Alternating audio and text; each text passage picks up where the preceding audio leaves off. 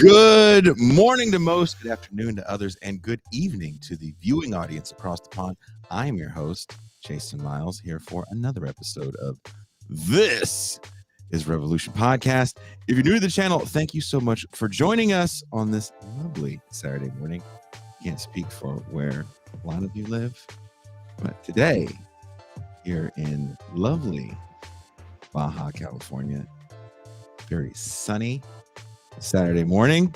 If you're a returning subscriber, welcome back. So glad to have you here with us. All of us here at TIR would like to send a big thank you to all the subscribers on all platforms. Without you, we couldn't do this. For those that don't know, this is the Saturday free show.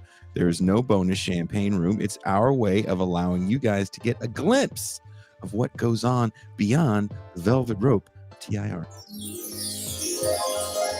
So if you're enjoying what we do here, you have the means to support us. Think about becoming a patron for as little as $2 a month or $30 for the year. You can have access to past and present champagne rooms, join us for movie nights, and so much, much more. Today is a day that will live in infamy. It seems like a lifetime ago when the then president, Donald Trump called on his loyal and rabid base of followers to join him in challenging the results of the 2020 election as an unjust display of electoral misconduct by his arch nemesis in the Democratic Party. Many of us watched in shock and horror at the sight of a combination of far-right groups, conspiracy theorists, and anti-statists taking over the Capitol. There was no real organization, and some died. Some Capitol Police officers took their lives after the events of January 6th. I know many people that watch shows like this tend to make light of that day, but now 3 years later, we should take a look on how it happened. Did it indeed fail? And will those events lead to another Trump presidency? Or will the memory of that day be enough to scare Democratic voters into making sure we don't see another Trump election? In a recent article for The Intercept, a number of federal judges have been quite lenient on those involved in the Capitol attacks. While one might assume that the sympathetic federal judges were Trump appointees, it is a bipartisan consensus of judges. This fact goes against the Trump narrative of January 6ers as being political prisoners and getting harsher sentences because of their allegiance to Trump and his MAGA brand. From the Intercept article, Trump and his allies have repeatedly claimed that the federal judicial system has been unnecessarily punitive in its treatment of January 6th defendants, complaining that they are, quote, political prisoners who have been unfairly persecuted for trying to prevent the congressional certification of Biden's 2020 election. One leading January 6th defendant compared himself to, brace yourself, a Jew living in Nazi Germany, and said that his only crime is opposing those who are destroying our country. The Intercept's analysis sharply contradicts that right-wing narrative. In many cases, judges have rejected prosecutors' requests for prison time, often reducing defendants' sentences to home detention or probation. Defendants have been sentenced to standard prison terms in 429 out of 719 cases, or 60%. Another 31 defendants were sentenced to intermittent incarceration. This is interesting. Intermittent incarceration. It's like some Jeffrey Epstein level incarceration. Intermittent incarceration, meaning they only had to serve time on nights and weekends. That's right, folks. They serve time like a 90s cell phone plan. Not funny. That's insane. Home detention was given instead of prison in 101 cases, while defendants in 135 cases got probation. Our guests today have written a graphic novel series, and the first book is out now, and it's called 1-6, what we call the show today. I tried to put the cover as the thumbnail, so I didn't make it too dark. It depicts a different America post the January 6th protests, one in which the rioters were successful. What would that world look like? What would resistance look like? Please welcome writers Alan Jenkins and Golan. Alan is a writer, law professor, and human rights advocate. He teaches courses on racial justice, strategic communications, and Supreme Court juris.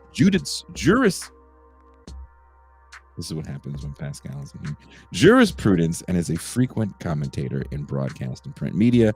Golan is an activist, illustrator, and New York Times bestselling author who has been working for decades to help movements for human rights, equity, and democracy. His critically acclaimed graphic novel, The Adventures of Unemployed Man, played a role in the Occupy Wall Street movement. Please welcome my guests today, Alan Jenkins and Golan.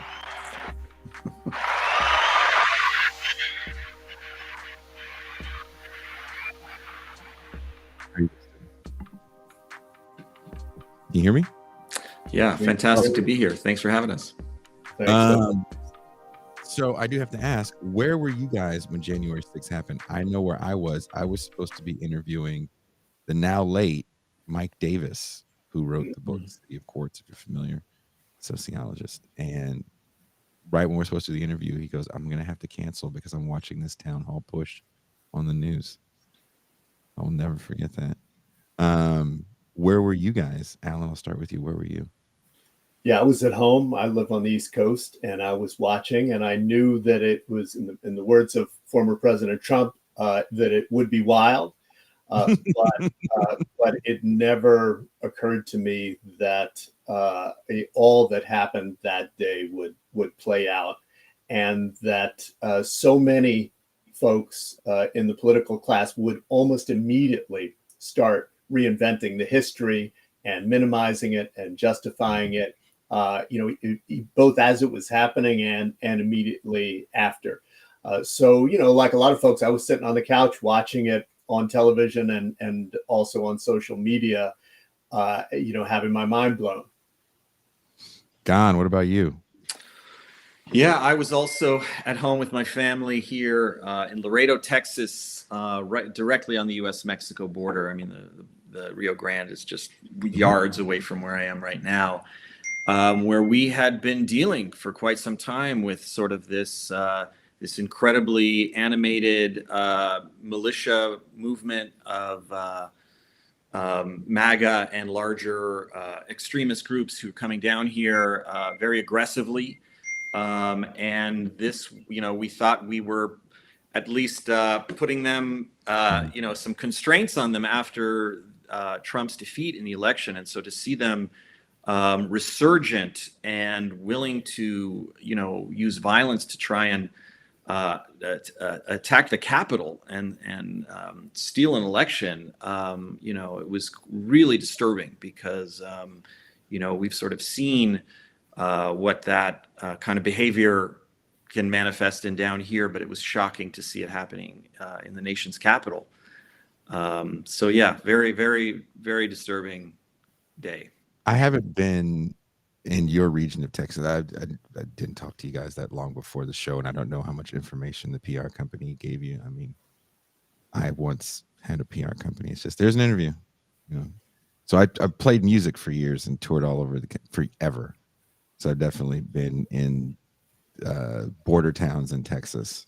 Mm-hmm. They are different. El Paso is extremely different than than where you are.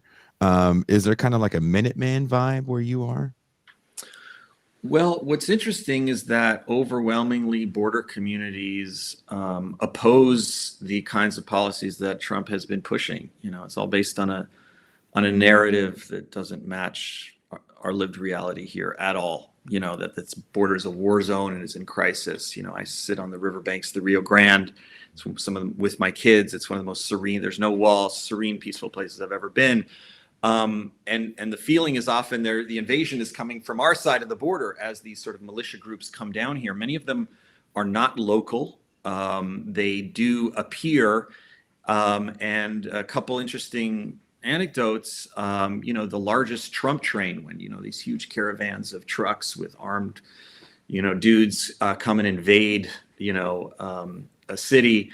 The largest one happened in Laredo, Texas, and that was all from out of town, other parts of Texas, hundreds of miles away from here, other parts of the United States. So those are really outsiders who are coming here, imagining that they're here to defend the United States from invasion. But to us locals, they really are the invasion, and they're not welcome to be riding through the streets with Confederate flags and other sort of quasi-racist slogans and weapons. This is our home, our town. So.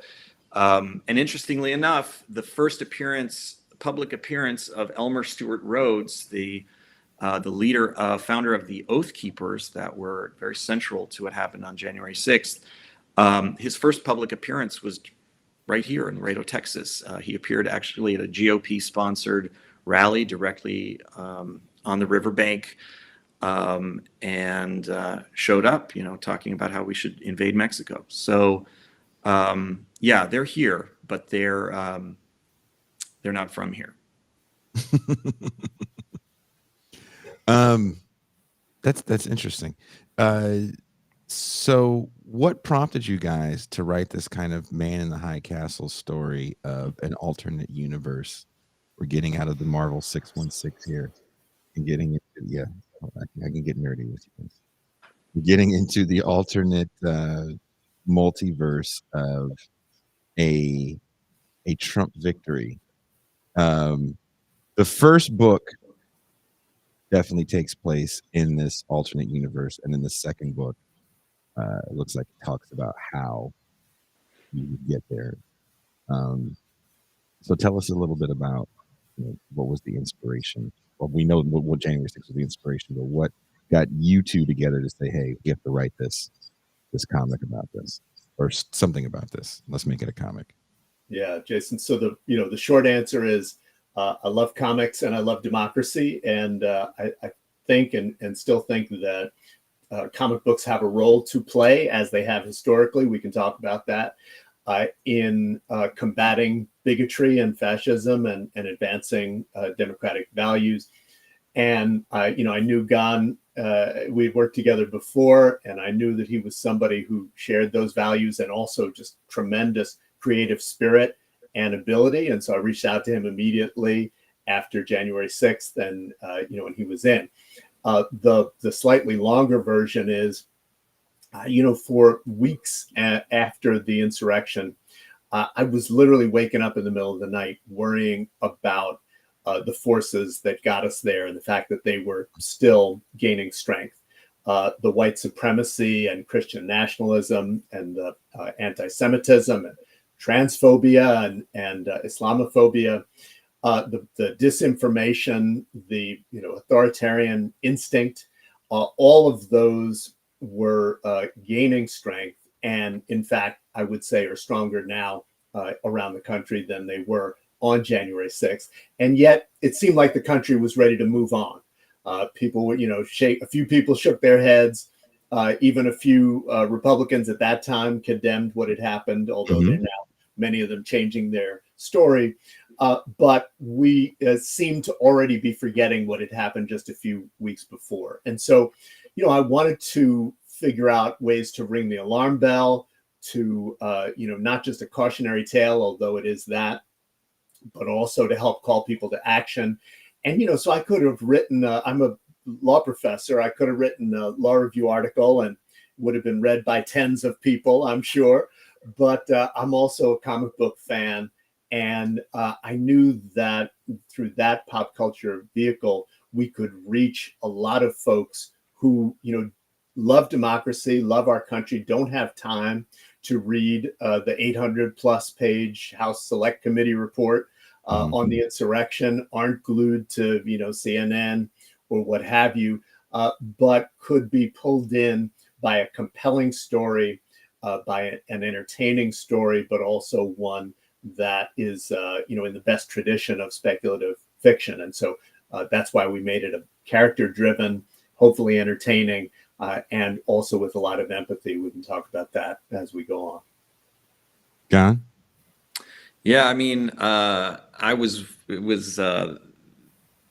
busy trying to stop a border wall here in South Texas. I work on climate stuff that is more than a full-time job. But when Alan gave me the pitch, I said yes immediately, which is, what would have happened had the insurrection succeeded, and telling the story of what the Trump movement and its broad coalition of groups, from white supremacist groups to militias to Christian nationalist groups, what they really envisioned for this country, felt like a very worthwhile story to turn into a comic book, so people could really see what it is that they're talking about. And so I was totally sold. I love dystopian fiction. I think it's a great way to talk about the world we're trying to prevent from happening, and also a way to talk about the details of January 6th, which were still emerging at the time. They're still emerging now, but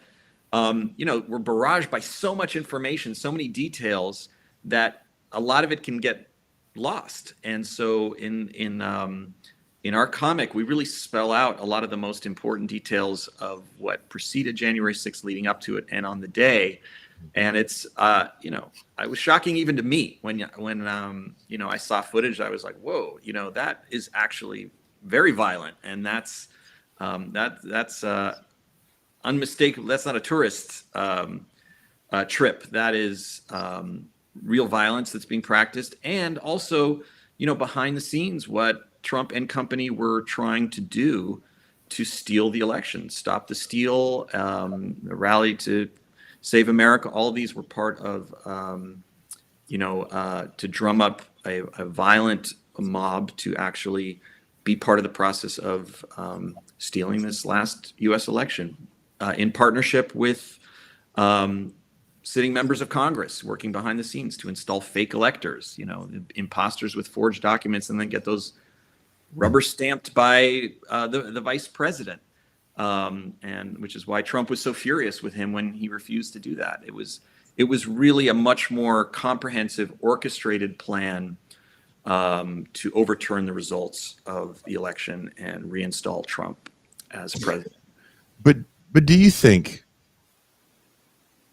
that a man like Donald Trump, who really has, this is just my opinion, I don't know Donald Trump, never, I'm not Russell Simmons, I've never hung out with him. Do you think a man like Donald Trump, who comes off as someone with no real political ideology, when it's convenient for him to be a Democrat, he's a Democrat. He's a third way Democrat at some point. Then, he's a Republican. He was a libertarian when he ran or attempted to run the first time, I think in 2000. He definitely likes tension. He was able to use attention in a way that I don't think we've ever seen before. He walked right out of the television studio into Oval Office. Is it more of him attention seeking and having to be, and it may sound overly simplistic, but I think he has a psychotic need to be, kind of in the news to that level. Is the psychotic need for attention greater than the want to be president? Like, do you think he really wants to be president that bad? Well, sorry, go ahead, Gon. I would say he really wants to stay out of jail, and that's probably the primary reason that he's running at this point. It's literally the only route for him and many of his other allies and cronies. So that's an amazing sort of campaign goal. But I would say this is everything you're saying may be true, but this is much bigger than Trump. Trump is really a catalyst. He in some ways was the biggest liability to the movement that he was instigating, because he's disorganized, incompetent, corrupt, cowardly, not really willing to go out in front, letting other people take the fall for him, as many have. And that's part of the reason that January 6th came so close, but ultimately fell apart. But those lessons have been learned. There are a lot of people around Trump that are much more serious, much more organized, that understand his role in this larger movement, but really do have a fairly comprehensive plan for the total dismantling of democratic institutions in the United States, and everything that would then follow. So there's a lot at stake, and we can almost pay too much attention to Trump because it's really Trumpism, the larger Trump movement, that I think is the concern here. Okay. Alan? Yeah, I would just add Trump, hasn't always been a Republican, but he's always been a white supremacist. That's fair. I'm from New York, way back in the day in 1989, during the so-called Central Park 5 case, which was really the railroading of Black young men who had not committed the terrible crime that was committed by somebody else with the Central Park jogger. Trump was calling for the death penalty in the context of kids, and very much rooted in race and racism. And we've seen him do the same thing again and again with our Muslim and Arab brothers and sisters, with Latinx folks, and his, what he said about Mexicans and Mexican Americans. So he's a white supremacist, and he has fully thrown himself in now with a group of white supremacists and, militia groups and far-right conspiracy theorists, as well as the most conservative Supreme Court we've ever seen, and more importantly, the most anti-human rights and civil rights Supreme Court we've ever seen. So he's an existential threat. I don't know whether he wants to be president for revenge primarily, or for power primarily, or to stay out of jail primarily, although it might not prevent him, even if he wins, from staying out of prison or jail. But I do know that he's an existential threat. Also, I know, Jason, that you tried to put up a thumbnail of our comic book. I might just happen to have one here. So folks can see issue 2 of 1/6, the graphic novel, which is just out in stores. And here's issue 1, which is already out. And I might also happen to have the website URL, 16comicstore.com, where folks can buy the book also on Amazon. Wherever people are watching or listening to the show, there actually are links in the description to the comic. I can't have you guys on and not have a link to the comic, which I actually found rather entertaining. I too am a fan of science fiction. One of our favorite guests here, Professor Michael Harris, has a new book out called "Come With Me If You Want to Live." If you know, that's Arnold Schwarzenegger's line in Terminator 2. And it's about how science fiction has been trying to tell us about our present, not so much our future. He starts with Blade Runner, which is in the past now. And the whole chapter is like, Blade Runner is our past. Like, so for me, when I got the pitch from the PR company that you guys wrote a thing about an alternate universe, I was like, hell yeah. And then it starts off, totally, to me, kind of futuristic, even though it's not really supposed to be futuristic. How many years in the future does it start off in? Just like a couple of years in the future, right? I would say it's the alternative present, rather than the alternative future. We really talk about how, had Trump won, what would the world look like already? And we start to spell that out in issue number 1. We land you straight in the middle of the action, where that world has already started to change. And I don't want to give too much away, but there's, the landscape of DC has already begun to be transformed as monuments are torn down and, renamed to, let's say there's a giant installation of an Iwo Jima style monument to honor the heroes of 1/6. That's basically foregrounds, the QAnon shaman heroically leading the charge, and a lot of other details. If you look sort of in the background, there's a lot of world building in it. But yeah, all that is taking place in the here and now of what could have happened, and we're going to dive deeper into that in future issues. But yeah, it's not just the world that could have happened, but some version of that still might be out there if Trump is successful this next time around. Now you guys got kind of, it seems like you guys got kind of a dream team of artists also to work on this. So if people that are watching the show are familiar or fans of any of the Marvel stuff, looks like you guys got quite a few people from the Marvel universe to do a lot of the artistic work and inking.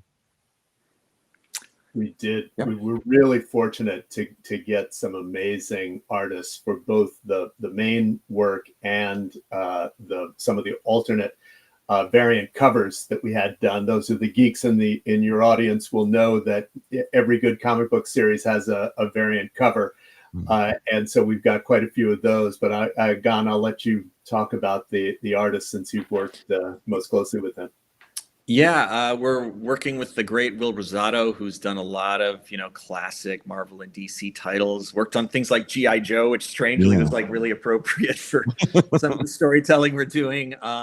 He recently worked on La Borinqueña, which is a great title if you haven't seen it, about a Puerto Rican superhero in the wake of Hurricane Maria. And then we're working with Carl Moline, who's worked on a number of titles, and then Jamal Eigel, that's been doing amazing work these last few years. Does a variant cover. Pia Guerrera, who is an incredible political cartoonist, does an amazing Trump. She's got the next issue. She's got the cover for that. Alex Al-Badri, both a NASA scientist and amazing political poster artist. And then let's not forget, comics are almost like making a film. It's not just, you draw some stuff on paper. You have, your pencilers, your inkers, your colorists, your letterists. Those are all different people, and they're all really good at what they do. And so we have Lee Lowridge on colors, just gives the whole thing a particular sort of surreal dystopian feel. Were you trying to have a darker look to it? Because again, if we're talking about the present that we're in, and as I'm reading it, it does kind of have, I don't want to say Mad Max, but it does almost have a bit of a futuristic feel, especially the way it starts off. There's a character that is trying to destroy a drone, right? Because drones are spying on people everywhere. And the resistance is Antifa fascists. And there's this big image of a Trump statue, and there's a rally. And at the rally, they're talking about the brave men that lost their lives. What do they call it? What do you guys call it? I forget. You just call it January 6th? Yeah, we talk about it as on that great day, in the words of our Trump character, our version of Trump, and Independence Day, which they think of. Yes. The new Independence Day. And is that the guy from the Proud Boys talking? There may or may not be a resemblance, to the founder of the Proud Boys. I was like, is this supposed to be the Proud Boys guy? But for those I think people will really see a lot of likenesses or details or things that they can pick out that are based. Everything we do, even though it's fictional, is based on a lot of real world research. Even his speech that he gives, he says, "Remember this day forever." That's actually a quote from Trump himself that he said on January 6th. Thinking that this would be a great heroic day remembered in history, which in this version of the story it is. Of course, we absolutely should remember this day forever for reasons other than Trump and this character want. And it's a day that should, be remembered in infamy and for all the danger that it presented. But in their version, it's a day to celebrate, and that's an actual quote from Trump. And then you guys go ahead. Alan. Sorry to interrupt you, Jason. Just a couple other points. One is that it is dark, the book in some ways, but there's fun, there's hope, there's this idea of resistance, and issues 3 and 4 are going to go even deeper into that. And that's an important part of this story. We don't know how our country's story will end. But, without resistance and hope, we know how it will end. Other thing I wanted to mention, because I had this in reaction to some of what I saw in the chat. This week, we sent free copies to over 150 election deniers in Congress, so they can grapple with, the implications of what they tried to do. We also sent it to a bunch of election, or I should say, democracy defenders in both parties. We sent a copy to Ron DeSantis, and this is in reaction to what one of your I saw in the chat. We're encouraging folks to go in and send copies to your elected officials, whether they are supporters of democracy or supporters of insurrection or on the fence. I don't know how you could be on the fence about this question. Send them a book. We're part of this is to reach people who are disconnected from the political process, or who have lost their will or their spine about that day and what it means and what it means for the future. So, I hope some folks will. It's self-serving. I admit we want to sell the book, but even once you buy your own, maybe send one to some of your electeds, to your public library. We sent hundreds out, actually thousands out. Free copies to public libraries and college libraries. So, we hope folks will also join that part of this effort. I recently wrote something. It's in the editing process right now. I don't know if it's going to see the light of day or if I'm going to have to self-publish it. But I talk about this current election cycle, 2024. And I do think there's a lot of differences between 2024 and 2020. Mainly, the one through line I do think is that we are, as a whole, not just a small handful of people that call themselves leftists that watch this show, we are as a whole kind of motivated to act on rage. And there's these things that enrage us that get us to the streets, right? In 2020, it was George Floyd, COVID lockdowns, tons of racist rhetoric, kids in cages. There was a lot, right, in 2020 that brings so many people out to get behind someone like Joe Biden. Like, let's just be honest about who Joe Biden is, right? This is the guy that sponsors the 1994 crime bill. We don't really talk about mass incarceration without talking about 1994. Joe Biden's been a notorious war hawk his whole time in Senate. But a nation gets behind him because we are enraged at what's going on in the Oval Office with this Yahoo that's in charge that just won't stop spewing nonsense whenever there's a microphone in front of him. Whether it's nonsense about COVID, border walls that get constructed during the 90s, during the Clinton terms, right? He wants to get rid of DACA, but DACA already had some issues with it as far as not being a pathway to citizenship. You couldn't vote on it. There's a lot of issues with DACA that it had already. There's tons of holes in it. And Obama deported 2.5 million people. But still, the images we saw of Donald Trump enraged enough people to get out to the polls to vote. Where is the rage now? Because I don't see that same thing when it comes to this current administration to get people to vote against the idea of another Trump presidency. And I'll add this caveat. My family is, I don't know you guys, my family lives in the Bay Area where I'm from. I drive up to see them. And there's a part of the interstate where my phone dies and I can't listen to music. And the only thing that comes on is right-wing radio.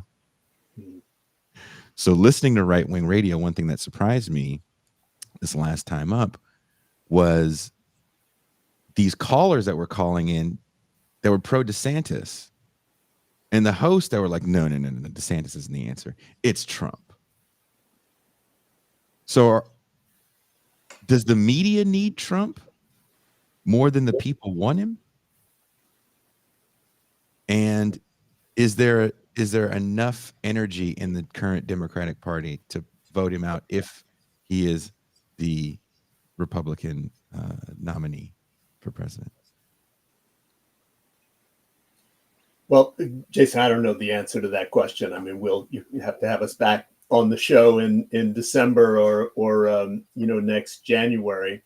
But I do think, for me, the reason we created 1/6, the graphic novel, was a call to action around preserving and improving, right, our democracy, our commitment to human rights and equal justice, our commitment to the truth collectively. So, my call to folks is vote democracy and human rights. And, people are going to have to decide what that means for them. But I think we know what the alternative is. We know who has said he's going to be a dictator on day one. And, let's believe him this time, right?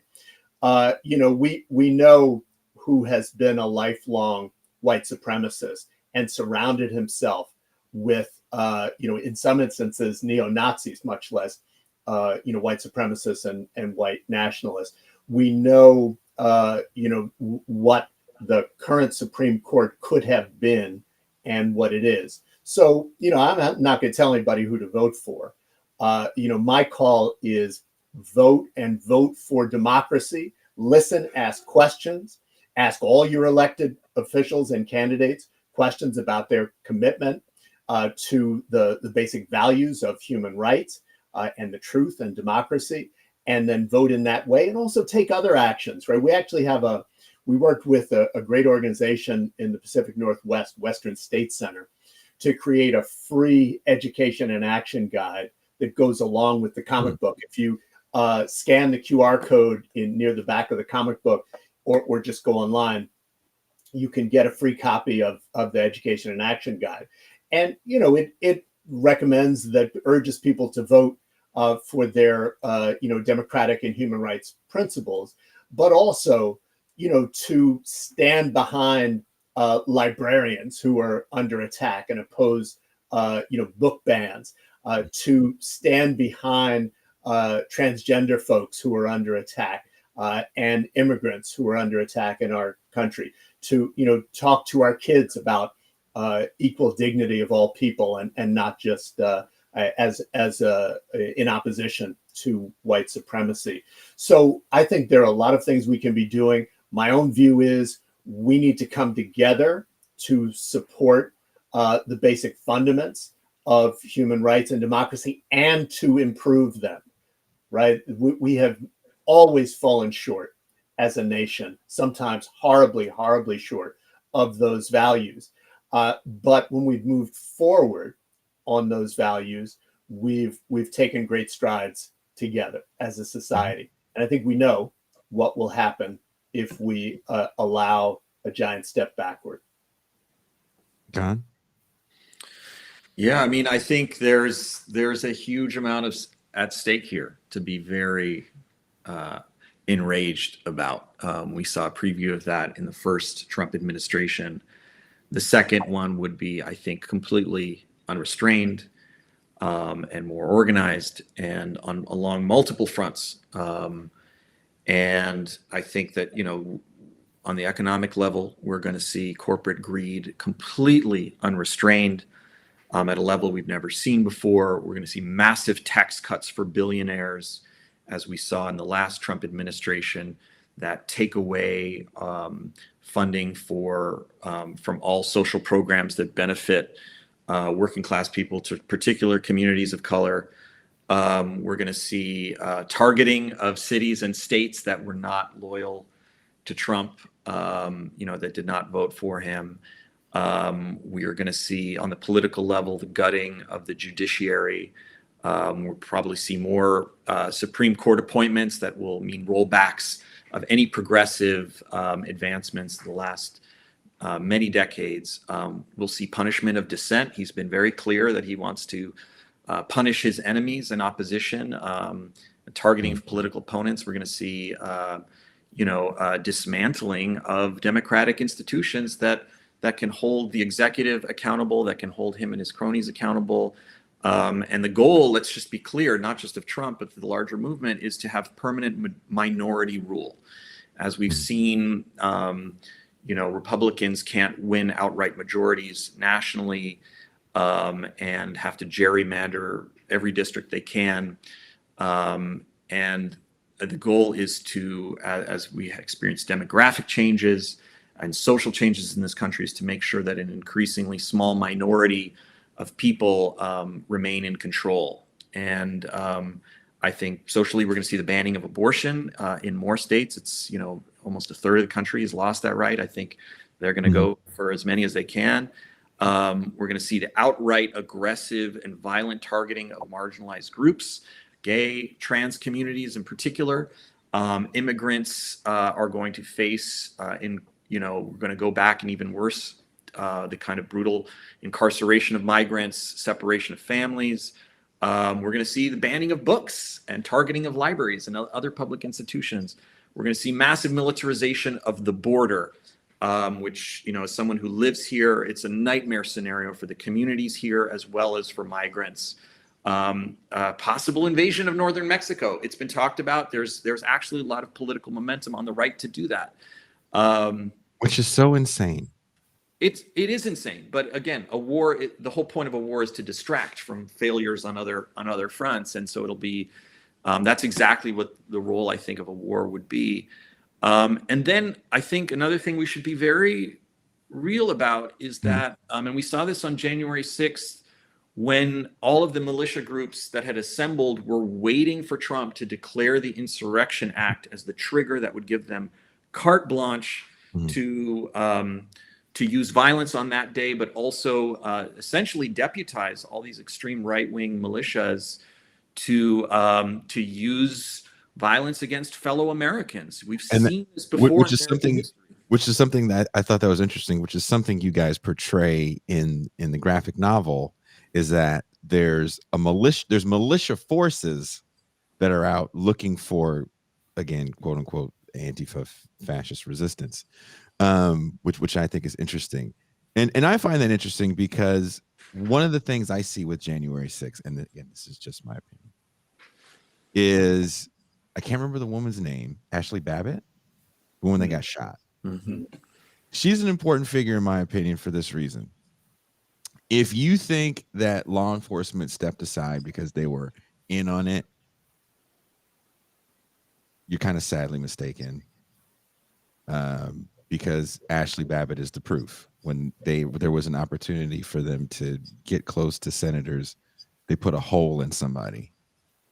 And I think the way the Democratic Party has shown these trials and tried to cover these trials, I think January 6th is something that they're banking on to be fuel to get people to go to the polls. Also, I think it's showing this over and over again allows people to feel comfortable with state violence.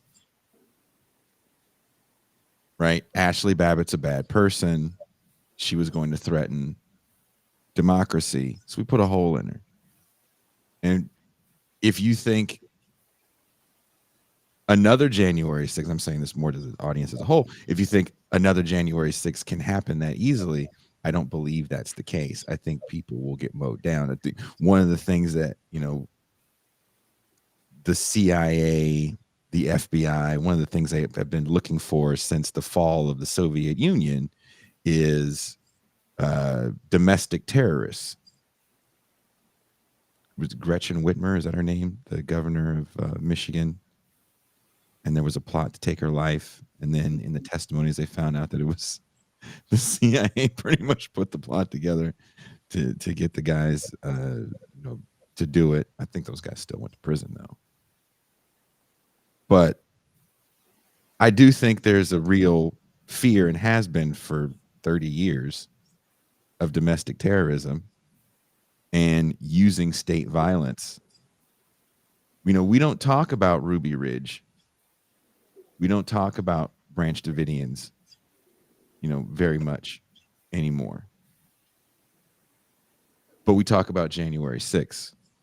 because it looks different than those two things when it comes to state violence, mainly because the state wasn't as successful in the violence as they were in those other two cases.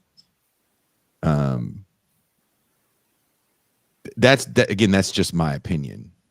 I don't know if we're going to see that kind of resurrection. And I think it goes across the board as well when it comes to certain kinds of protests, right? It's one thing to throw a can of soup at a cop and yell at him forever. It's another thing when these guys came armed, ready to take over the Capitol. I just see the state is feeling very comfortable to open fire on their own citizens. Do you guys have an opinion on that? I mean, I would say there's been a very unequal application. State violence is obviously a concern, in particular in the squashing of legitimate nonviolent dissent, and we've seen the state in the United States deploy violence to put down nonviolent movements in the United States. But there has been a clear, if January 6th wasn't all white dudes, we would have seen a very different response on January 6th itself. And these were people, many of whom were armed, had stated, their intent online, and had much more nefarious plans in the work. There was a quick reaction force, a hotel room filled with weapons that was being ready to deploy. And we know that had that been a movement of people of color or something else, it would have been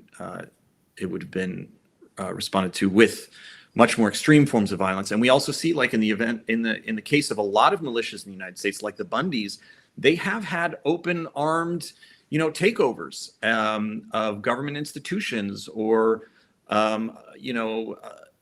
different areas, and the state backed down. And so there is definitely a different application of violence here. But Bundy also was like pro Black Lives Matter, which actually got him a lot of flack because, right? For a second. I mean, because the whole thing is like, I'm anti the state, right? Yeah. My thing about the whole, like the color, my thing about the color thing, and this is where you guys might disagree, is even if you think about the MOVE bombing, I believe that happens during a Black administration. So when we talk about state violence, I mean, I don't know how many Black Panthers got shot when they went into the Capitol with guns in the 60s. I mean, laws got changed. So the idea that, if it would have been a bunch of different people, I mean, I think the last time there was actually brown people trying to shoot up Congress, there was an actual shootout and those people got shot, right? Puerto Ricans fighting for independence, and that was like in the 20s or the 30s. So I think go ahead. I would point out that I think the danger is not necessarily direct violence from the state. You see a huge surprising number of people who are armed, who hold these views that are either white supremacist or adjacent to white supremacy, and the state turning a blind eye, giving tacit approval to those groups is a real danger. If you look at a lot of the violence in Latin America in the era of the death squads, my family was intimately involved in solidarity work at that time in churches and families fleeing. It wasn't being committed outright by the government. The government knew full well it was happening. It was working with those forces or turned a blind eye, but it was often these militias that were operating, not independently of the government, but were not the government itself, that were enacting this violence. And I think that's very real. And we've seen that in the United States. I mean, with the KKK and everything else. So I think it's not just a question of state violence. It's a question of how much political space is given to extremist violent groups with ties to white supremacy. And I think that's a very real danger with another Trump administration. What then happens when we talk about like the Proud Boys, for example, which I think is the frightening antithesis to that ideology that, you know, there's white supremacist violence. So what happens when you then have a group like the Proud Boys? And again, we look at race differently in America, right? When you live in Latin America, you understand that there's like white Cubans and white Venezuelans. In America, you're just other, you're brown other, even though you're not that brown, right? So when you look at the Proud Boys, their leader was Cuban, if I'm not mistaken.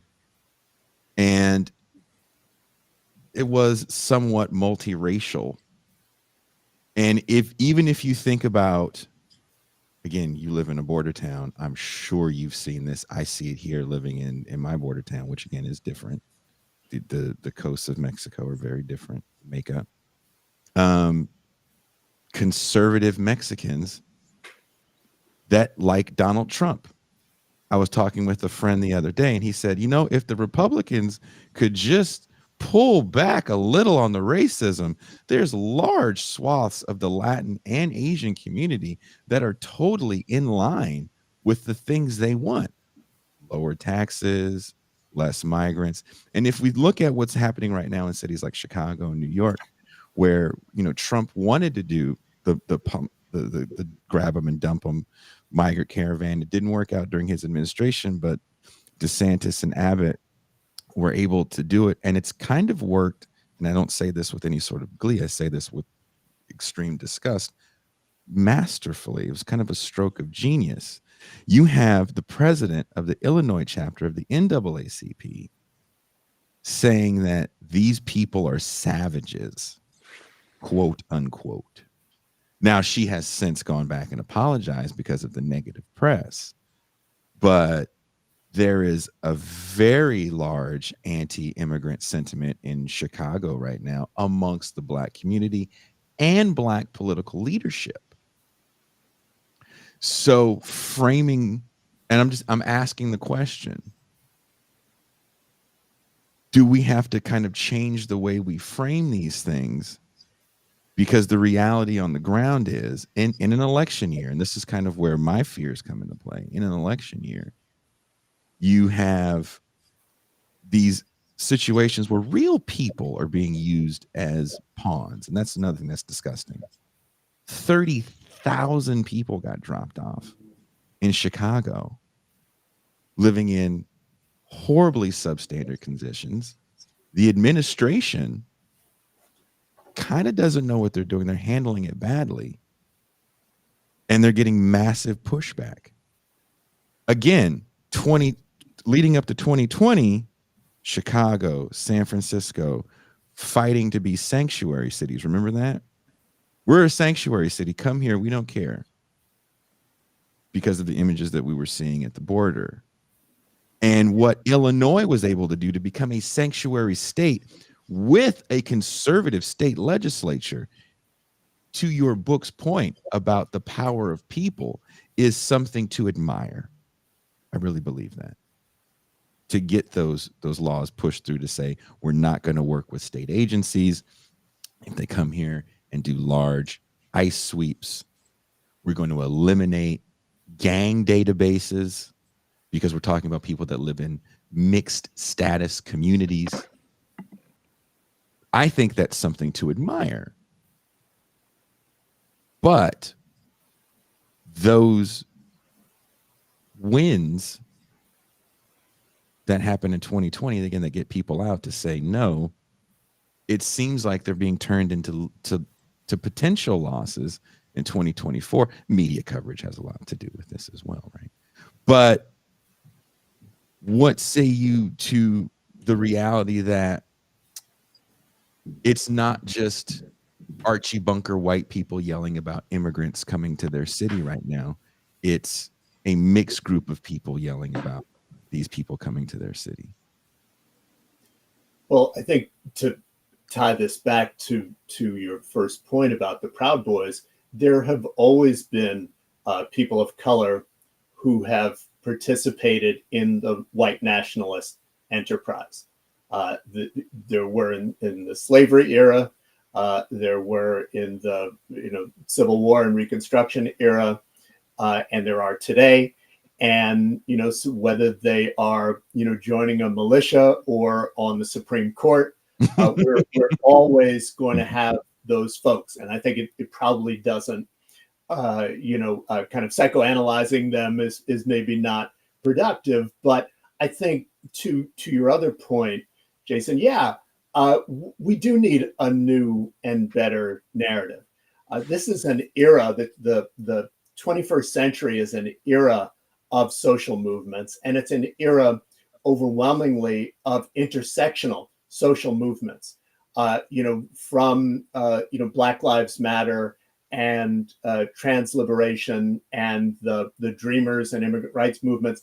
These are 21st century movements primarily led by young folks who understand the ways in which we're all in it together, the ways in which human dignity over bigotry against any group diminishes all of us and erodes our society. I think that's where the positive change is going to come from. And a new narrative is a crucial part of that. Getting out in the streets is also a part of that. And I think, this is a moment to do both. Okay.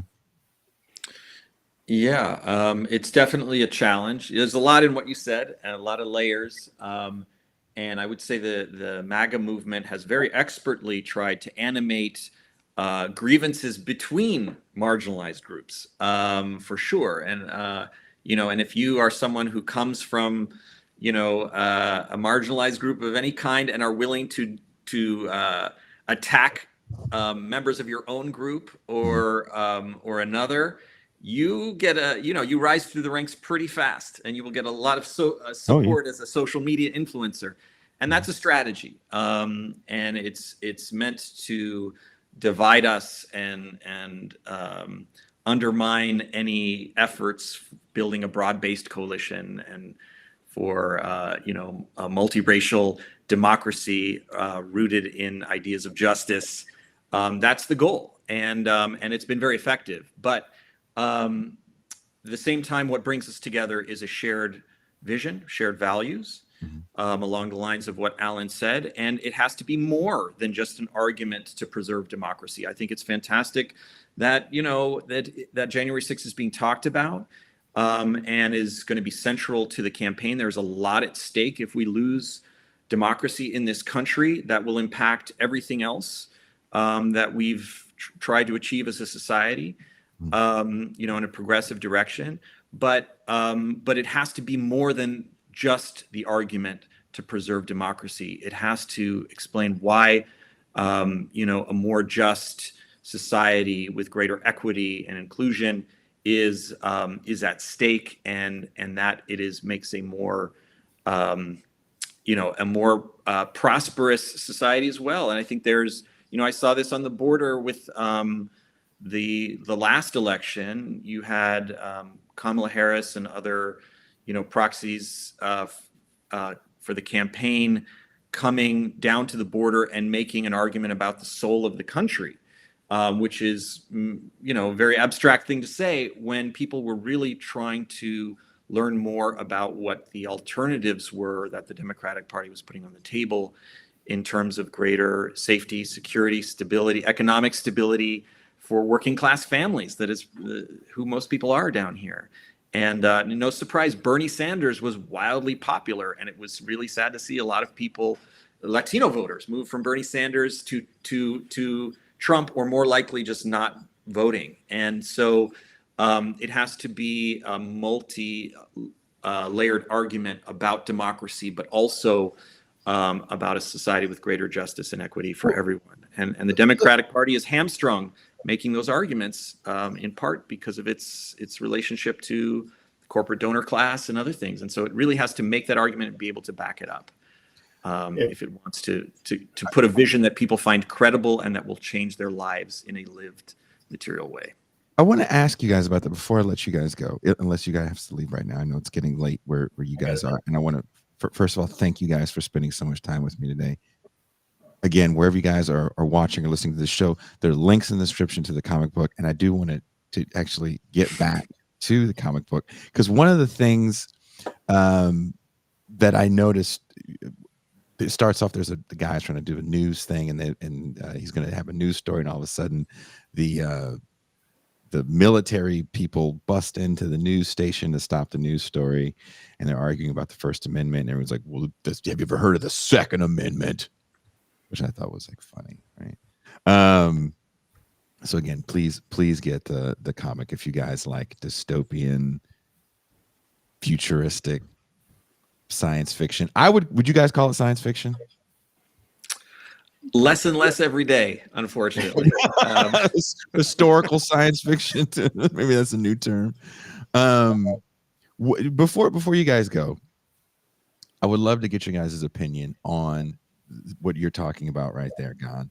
The fact that a lot of people that were in the Bernie camp, once Bernie was eliminated from the race, pivoted to Donald Trump. Why do you think that is? Alan, you go first. Sure. I mean, look, our economic system, our political systems, money and politics are badly broken, and people recognize that. And the candidates who articulate that and then have a vision for addressing it, a broadly populist vision that is not tinkering around the edges, but is really re-envisioning our society and our systems, are going to be popular with significant portions of the voting public. I think that is both exciting and terrifying.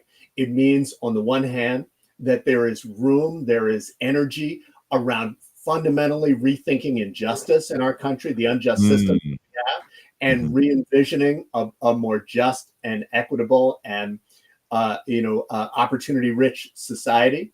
But it also means people are open to anything, no matter how dangerous and hateful and destructive rather than reconstructive. So, that means we're in a portentous but also a dangerous moment. And, candidates who recognize that are and are able to channel that energy, I think are going to do well with, large numbers of the electorate. And some folks get that and some folks don't get it. Gon? I totally agree with that. I think we've been in a populist, anti-establishment historical moment since the economic crisis of 2006, which people were recognizing very clearly that our system was broken and was not designed to serve most people. And Obama rode that to victory as an agent of change and hope for this better future. And then, was not able to deliver on it seriously and really demobilize the massive grassroots movement that was behind him once he took power, which, I thought was, the Democratic Party committing an act of self-amputation here. You need that populist energy, the grassroots movements, particularly in times where we're facing crisis. And so we're still in that moment. And it actually took the Republican Party many election cycles to figure that out. And Trump was the one who really unlocked the key.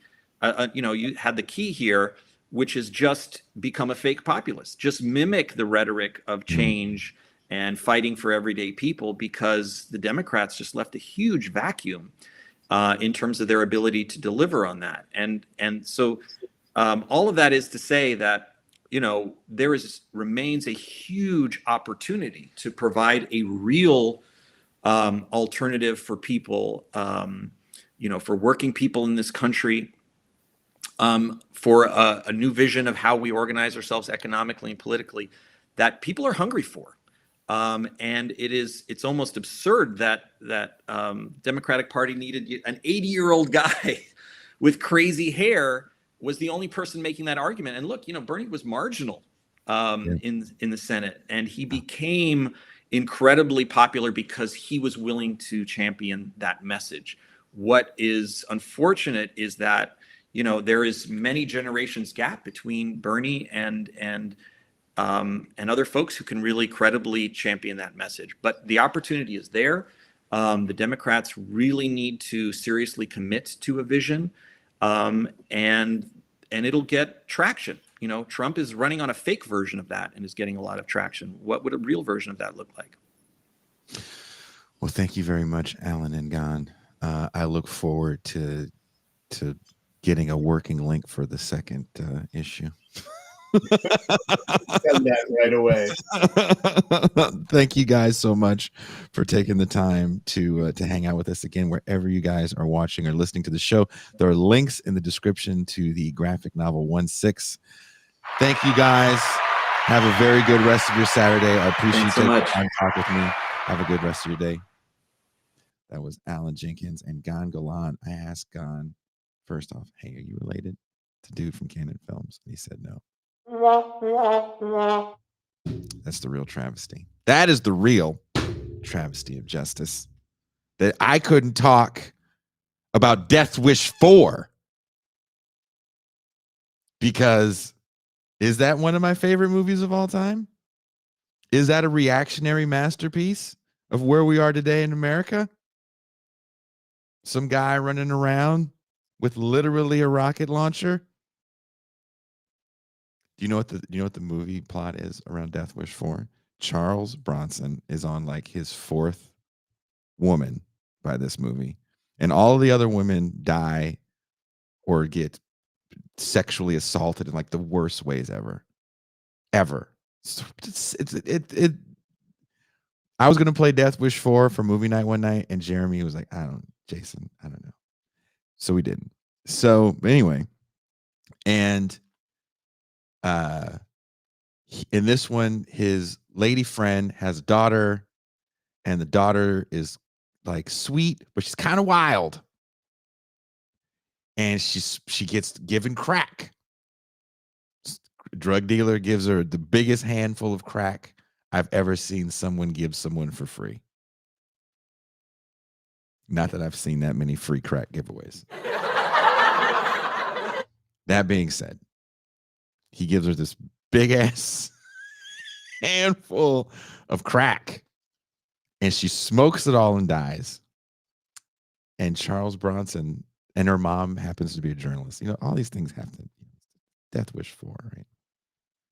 Charles Bronson looks at the mom and goes, you have to report on the drugs. It is the drugs that are killing the kids. It is the drugs alone.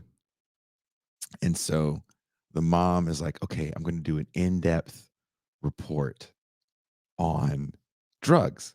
So she goes to her editor and she goes, I need to do an in-depth report on drugs. I'm not making this up. Someone says Death Wish 4 Revenge of the Architect. Yes, another funny thing in the Death Wish movies is Charles Bronson's character is an architect. Think about that for a second. He's an architect that has insane access to weapons. By Death Wish 4, he knows how to do covert operations. By Death Wish 4, he has taken out like 4 criminal organizations single-handedly. And no one knows who he is. So anyway, back to Death Wish 4. The Crackdown. That's what it's called. Death Wish 4, The Crackdown. So the woman goes to her editor and she's like, I need you to let me do this story. And he's like, no one cares about drugs because everybody does drugs. And he's yelling. Like, I want to go in a DeLorean and go back to the 80s and 70s and go to a newsroom and see if all the editors were just yelling at reporters like that. I have to see it for I feel like if I went to a newsroom today, it'd be like 4 people, reading a wire, or it's probably just AI generated at this point. But I just want to see for myself if there's really a dude walking around with the hottest breath ever because he's just smoking cigarettes and drinking coffee in his office, screaming at people, literally melting their faces off with his coffee cigarette breath. Anyway, yelling at her, well, fine, I'll let you do it, but you're on your own. That's what they always say. But you're on your own. Fuck does that mean? She's a reporter. She's not going undercover to fucking bust a drug cartel. So She goes to the morgue, and this might be the greatest scene in canon film history, next to Turbo dancing on the ceiling, or maybe Turbo breakdancing in the hospital and break into Electric Boogaloo. Dancing in the hospital. That's the dopest scene ever. When I was a kid and I watched Breaking 2 and he's dancing in the hospital like that, I was like, dude, I want to go break my legs so I can dance like that in the hospital. Anyway, she walks in the morgue and she goes, do you have the bodies ready? He goes, so you want to see the ones that only were drug related? Because he has to talk loud too. Everyone talks to this woman like she's a fucking moron. And I don't know why. Except for Charles Bronson. Charles Bronson talks to her like she's a child. Gotta love that. Maybe it's because he's 150 years old by the time he's doing Death Wish 4.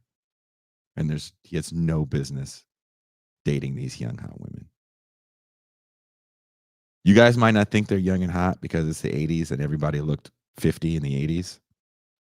But there's a big age difference between Charles Bronson and his female co-stars. So I was watching this when Ben Burgess came to visit a few weeks ago. I said, Ben, have you ever seen Death Wish 4? And he's kind of half asleep. And he's like, no. I'm like, oh, you're going to see Death Wish 4. So he's kind of fallen asleep. And even he has to wake up for this because it's so ridiculous. So it's the morgue and everyone's covered in their sheet. And he lifts the sheet back. He goes, this person here was smoking a crack pipe and it exploded in his face.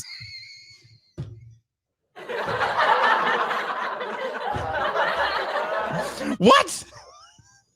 What is? And he killed him? Wouldn't it just maybe take out an eye, scratch him up a little? And who has exploding crack rocks? Is that kind of like those cigar jokes from? Like, where were the exploding crack rocks at? Of all the dope fiends I've ever been around, and I've been around a lot, of all the crack I've seen smoke, of all the meth I've seen people, all the stories I've heard, never once have I heard someone talk about the exploding crack rocks. How does Cecil die? Man, caught one of them crack rocks to the face. That movie is one of the greatest pieces of propaganda ever created. I think we should watch Death Wish 4 for movie night. What say you guys? I'm trying to take a look at the chat. I'm trying to keep one eye on the chat to see what you guys say about that. That'd be a lot of fun. Leave in the comment. If you want to watch Death Wish 4 for movie night, we can ask Jeremy if we can have a Death Wish best of. And we can pick 2 movies. We have to ask because there's short movies, thank God. Charles Bronson's like, I don't have time. I can't do these stunts. By Death Wish 5, he's jumping out of second story windows, doing barrel rolls at 70 years old. I'm just not buying it. But the comedic factor, top notch. Top freaking notch. If you guys want to watch Death Wish 4 or Death Wish 3, Death Wish 3 is like the Home Alone Death Wish, where Charles Bronson is going to get the bad guys with booby traps. Like Home Alone, scene for scene, Death Wish 3. Charles Bronson is taking out a criminal organization like he's trying to catch the sticky bandits. Death Wish 2 is a little more gritty and disgusting, but Larry Fishburne is in Death Wish 2, and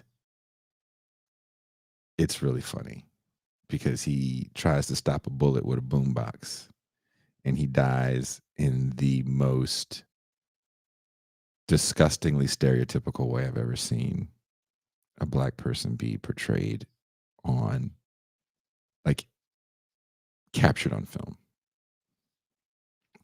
F what you saw in the 70s, you know, F what you saw in Gone with the Wind. Oh no, watch Death Wish too. Oof. Oof. It's on like Birth of the Nation level offensive. Literally every black person that sees a white woman walk by, they go, and they just lose their minds. I was like, who greenlit this? No one had a problem with this? Was it that hard to get work? And what were the director's directions during these scenes? Can we get some behind the scenes footage on that? Lawrence, love your work right here. Can you get a little more rapey though? Get more black. You know how you black guys get whenever you see white flesh. The movie is highly offensive. Also has a soundtrack, the score, Jimmy Page.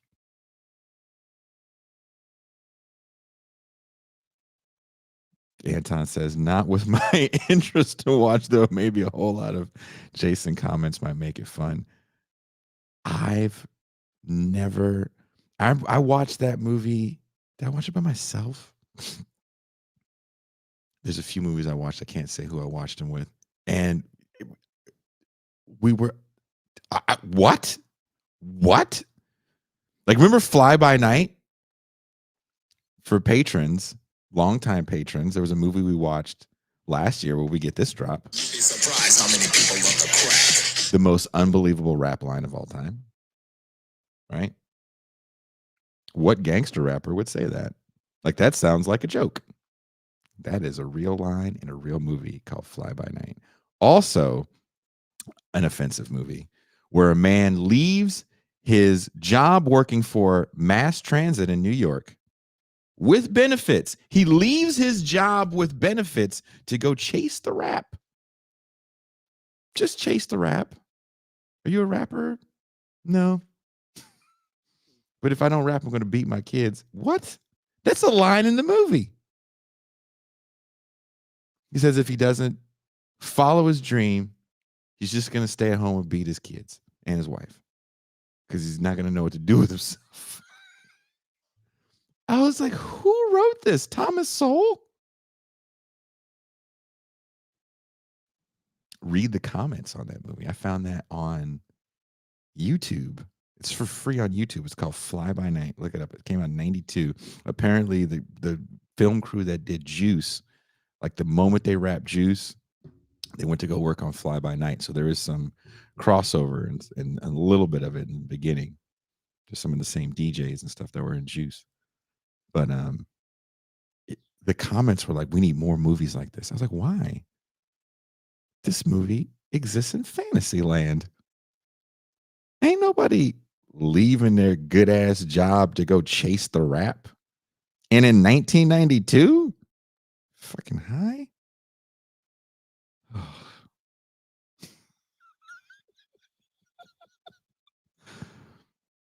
Canon Films. So I was hoping that Jenkins and Golan, related to the guy that gave us Masters of the Universe, the guy that gave us Ninjas.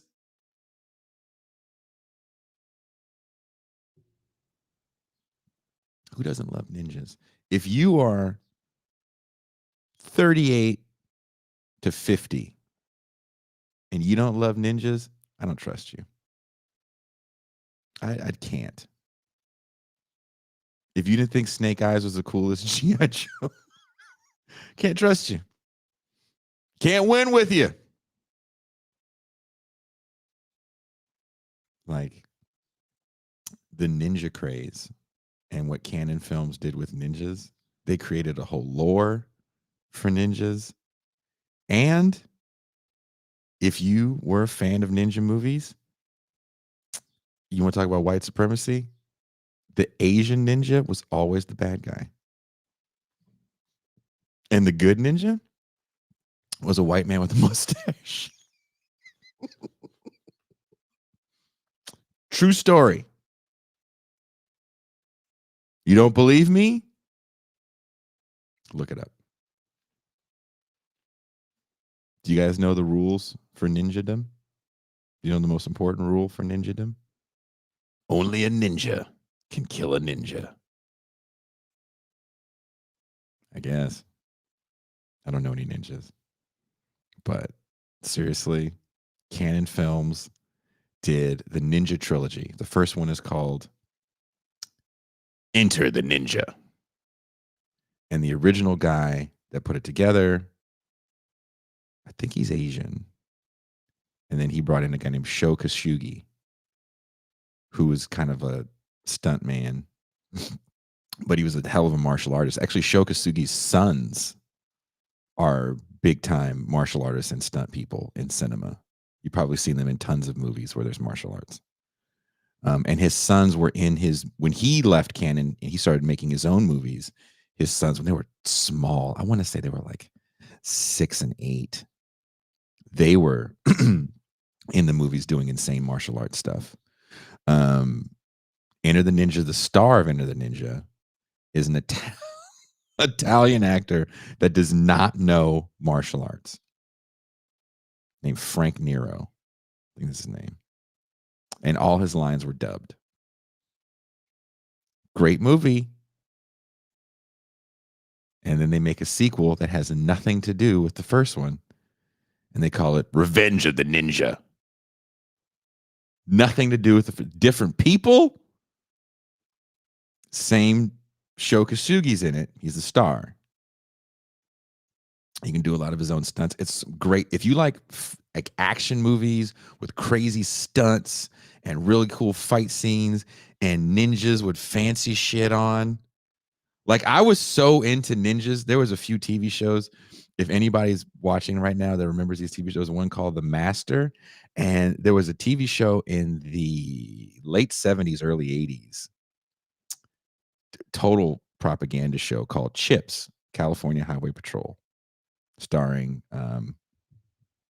what's the guy's name? I want to say Emilio Estevez. That's not his name. John Poncherelli. He played an Italian, but he's actually of Latin descent. I can't think of his name for the life of me. Anyway, there was a spinoff of Chips that never worked. Also extremely racist. Where there was a team of ninjas. Eric Estrada, thank you so much. Do you hear me? That the California Highway Patrol had a spin. There was a show about the California Highway Patrol, first of all. That's boring. And that show was so popular that there was a spin-off show about the Los Angeles Police Department having a department full of ninjas. None of them Asian. And the bad ninja they fought was British. I watched that show as a child. I needed that show. All in my jammies, doing ninja shit. That show didn't last, as you can imagine. But then there was another show with Lee Van Cleef, not Asian, called The Master. Oh. Loved that show. Didn't last that long, but it was ninjas. I'm 46 years old. My son called me before Halloween, my 5-year-old, not the older ones, and said, I was like, what are you going to be for Halloween? And he said, I'm going to be a ninja. A tear rolled down my cheek. I was like, son, I'm getting misty just thinking about it. You've made me the happiest dad in the history of happy dads. My stepmom, who passed away some time ago, new martial arts, and she had a sword and she would like twirl it around and shit. I thought she was cool. To this day, I think she's like one of the coolest. My mom would probably not like me to say this out loud. I thought she was so cool because she knew martial arts. She could twirl a sword, and she took me to see American Ninja and like showed me how to really appreciate martial arts fight scenes. Cancer's a motherfucker, guys. But so then the canon makes a third movie that has nothing to do with the other two, called Ninja 3: The Domination. So if you want to go back and watch these movies, if you're just chilling on Saturday, it is Enter the Ninja, Frank Nero. Ninja lore started. Kind of, you can say the Octagon starts it with Chuck Norris. But ninjas are kind of like just henchmen, if you will. Revenge of the Ninja, which has nothing to do with the ninja entering in the first place. Nothing to do. And then Ninja 3: The Domination, which I did show for movie night because it is also Prester John says nunchucks made thousands of kids sterile in the 80s. If you didn't know somebody with some fake ass nunchucks, or you tried to make your own out of anything, were you even a kid in the 80s? Anyway, Ninja 3: The Domination, which to me is the most glorious hodgepodge of genres in a film. It's part Exorcist, it's part Poltergeist, Flashdance.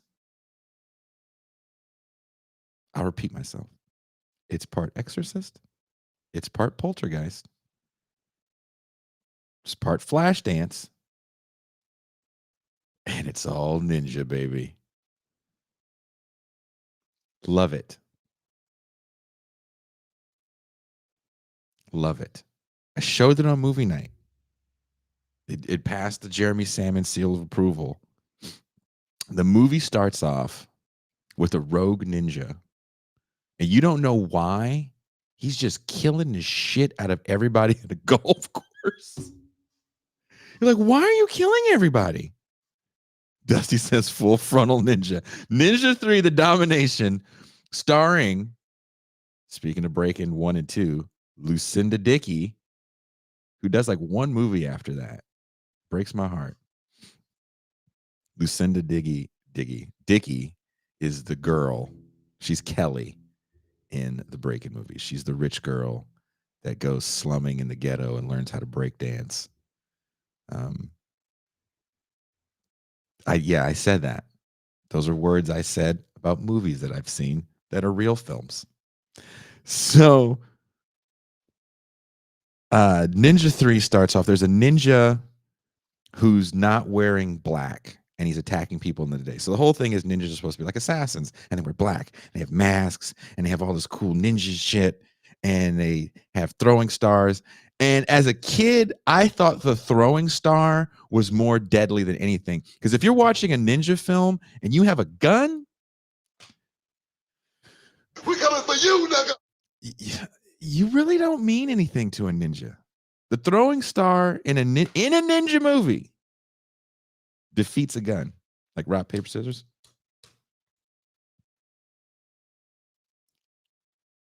If you think about real life and you have a gun and I throw a throwing star at you, you're going to be like, ah, and then you're going to shoot me.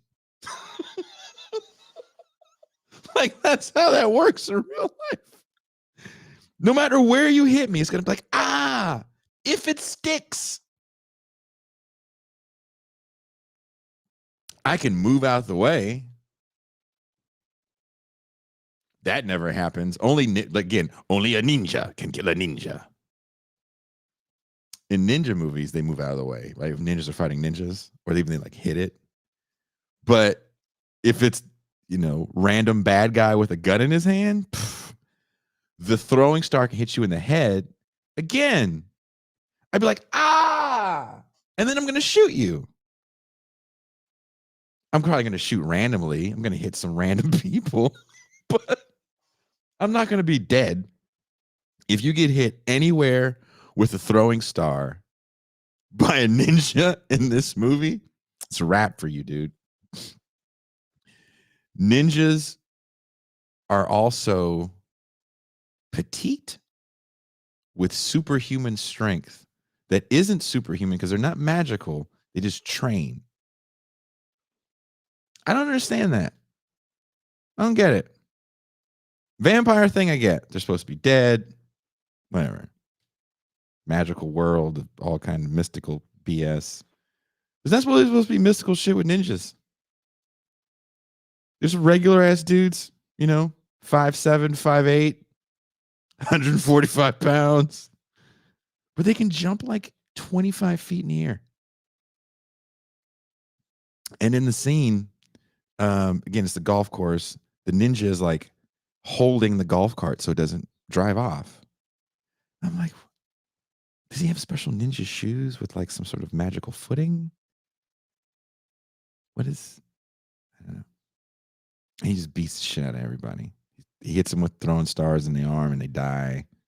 He's got the blow dart. That's another thing ninjas have. They have a dart and it's a poison dart and it's fast acting poison because everybody dies so quickly. There's no no, it's instant death. Was that a mosquito? And then you die. So that happens for like 15 minutes. The first 15 minutes of Ninja 3 The Domination is murder. You don't know why. There's no backstory. You assume, and this is where everybody is racist that watches that movie. They imply that they're Italians, so you assume it's the mob. It could just be Italians he's killing, which isn't nice. But you people are racist, and you assumed it was the mob. You're bad people. It probably was the mob. I don't know. Anyway, the police come. Because if you work at the golf course, or if you're just there playing golf, as people do at golf courses, and you see some fucking ninja killing motherfuckers left and right, that ruins your game. I don't want to play skee ball next to a murderous ninja. But anyway, ninja's killing everybody. They call the police. The police come, and the ninja starts just killing the shit out of the police. The police are shooting the ninja, and he's just eating fucking bullets. And it's the 80s, so it's before cops have flak jackets and semi-automatic weapons and fucking. There's a pivot after in the late 90s where you start to see cops portrayed a little bit more accurately with the advanced weaponry that they really had. But in the 80s, cops were out there with like cap guns. The criminals are just so much better equipped. Because that was the news stories. If you guys remember, go back and watch the news stories. The criminals have these bullets that go through cops' vests. What will the police do? We must arm them with more. That doesn't talk about the fact they were literally tearing down the houses of innocent people in places like Los Angeles. That doesn't get said. But anyway, right? Back to the police. So the police are shooting at a ninja. Remember what I said earlier. Guns mean nothing to a ninja in a ninja movie. So eventually, after the ninja and he doesn't have a vehicle. The cops are in cars. You could just hit him. Nope. He's a ninja. Wah, wah, wah. And he can jump 25 feet in the air. So he jumps in the tree and the cops hit it's like Dukes of Hazzard out here. So anyway, Finally, the cops surround the ninja. I think they tell him to drop it. It's like, what is he going to drop? He is one mighty weapon. So they unload on the ninja. Shotguns, the cap guns, they just shoot the shit out of the ninja. And as he's dying, and you're like, why are you dying? You've just eaten 10 cops, shotgun bullets. You're just eating them. You should just be in pieces at this point. And he throws the thing that makes ninjas escape. Ninjas have this thing. I've wanted this thing in so many situations in my own personal life. Sorry, I don't think this relationship is going to go anywhere. And then just disappear.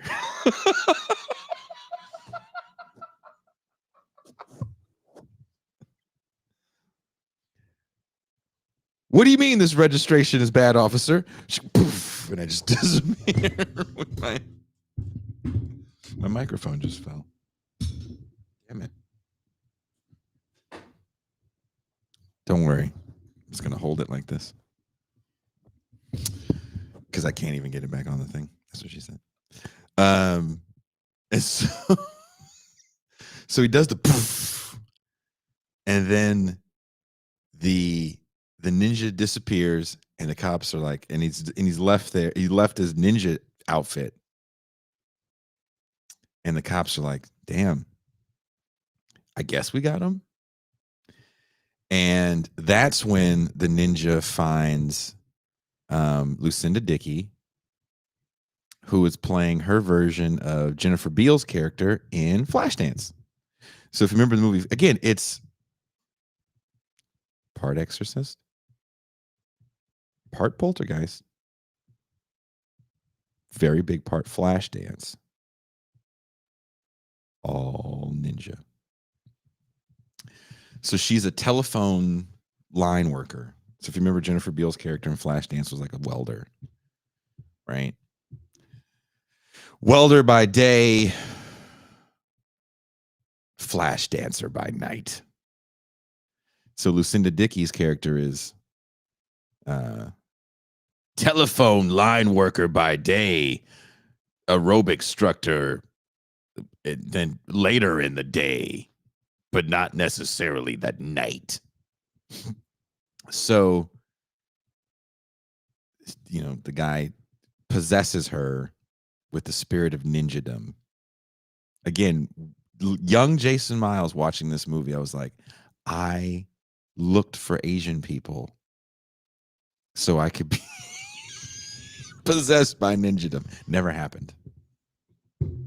Did not happen. I do have mixed kids. All right, I'll stop being racist for just a moment. But so we're like 20 minutes into the movie. The ninja just killed like 10 random Italians playing golf and like 25 cops, including the main cop in the movie's partner. Now, Lucinda Dickey is in the police station. They're asking, what did the guy look like? I don't know. He was all ninja and shit, right? She's doing that thing. And someone says, well, I racist ass. Jeez. Maybe not. But anyway. So after the carnage that this ninja has just bestowed upon Los Angeles County's golf course, the cop sees Lucinda Dickey and he hits on her. He's walking around the police station as if he didn't just see literally all of his friends die. What? This is amazing. The last thing I would think after I saw my best friend die is, oh, is she single? Like that would be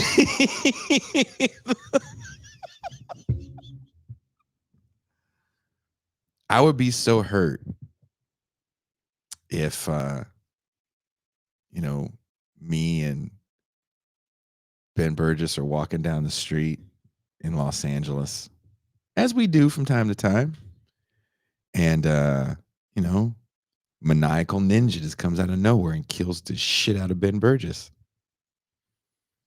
And then in the police station, while I'm, trying to describe what I saw to law enforcement, an attractive woman walks by, and I go, "Hold on, officer."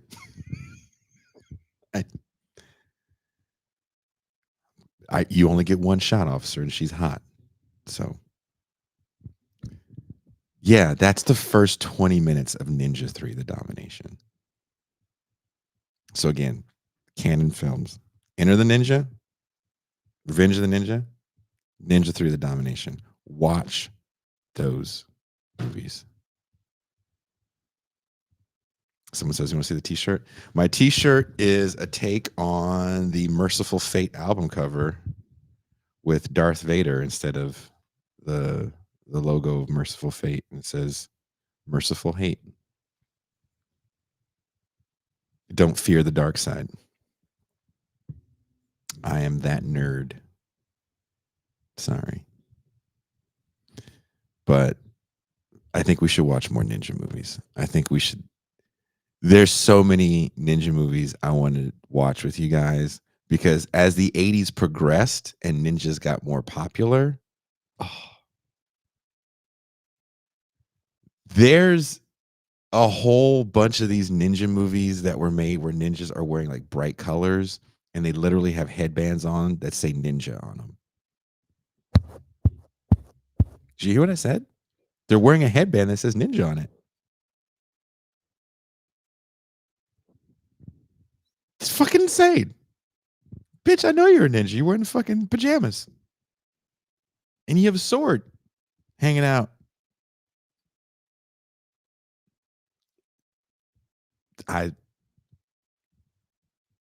That's my vote. If you guys want to watch ninja movies for movie night, we watched Ninja 3 already. We haven't seen American Ninja. Oh. Also, a lovely piece of Cold War cinema, an American Ninja, starring Michael Dudikoff, another person, not a karate guy. But what's interesting about American Ninja is that he gets a black sidekick, if you will, that actually is a martial arts expert. And they do some like buddy cop ass kicking. So much fun. So much fun. So if you guys are down to watch American Ninja, say it in the comments. I'm down for that. I was going to do, to our guest point, about dystopian science fiction. I wanted to cover some dystopian science fiction because that's a little on a little more serious tip. Blade Runner is really long, but I was thinking Blade Runner, Rollerball. These are like really cool dystopian science fiction movies that I think we could have some fun conversations about afterwards. I would love to see you guys or hear what you guys have to say after watching the original Rollerball, not the LL Cool J one. That one doesn't exist. There's a few movies that will not exist for us, okay? The remake of Red Dawn isn't real. Karate Kid, Will Smith's Karate Kid isn't real. And LL Cool J's Rollerball isn't real. They're like the fucking Snuffleupagus as far as I'm concerned. I've heard you guys talk about it, but I've never seen it. I'm not going to watch them. Can't do it. Won't do it. But the original Rollerball with James Caan, we can watch that. Back to the Future 2, that'll be a fun watch, because after reading Harris's book, I don't know how many guys actually got Michael Harris's book. It makes the Back to the Future movies totally different. 12 Monkeys, after reading Harris's book, made that movie a very different watch for me. So watching some dystopian science fiction, I think, would be a lot of fun. Pressure John says, let's watch mud wrestling. Only if it's mud wrestling from the 80s. If you can get your hands on some footage of mid 80s peak Reagan-esque dystopian fucking financial nightmare mud wrestling, I could hate watch that. I could totally hate watch that. Someone says, which book? It is called Come With Me If You Want to Live. It is out now. I've had it since before he even had a publisher for it. And I love it. I think it's his best work yet. Best work yet. He wrote Welcome to the Rebellion and Stay Alive. Stay Alive uses what's the Mockingjay movie? Hunger Games as a narrative for where we are today with capitalism. Thank you guys for hanging out with me today. And I would love to hear what you guys have to say. You know, I would. Can this happen in the comments? I've never seen this happen. I've never seen anyone ask for this. Maybe someone has. I don't know. I feel arrogant enough to say that the collection of people that watch this show leave hilarious comments. Can we have a comment thread where you guys actually write your own alternate universe January 6th story? I would love to read that.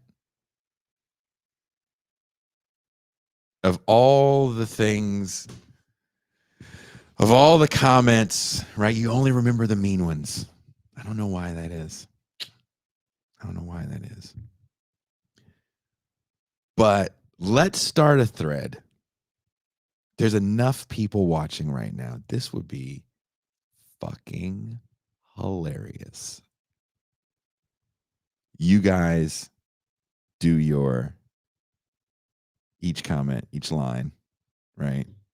Is a different. I would love to see where that goes. The insanity with this group of people that watch this show.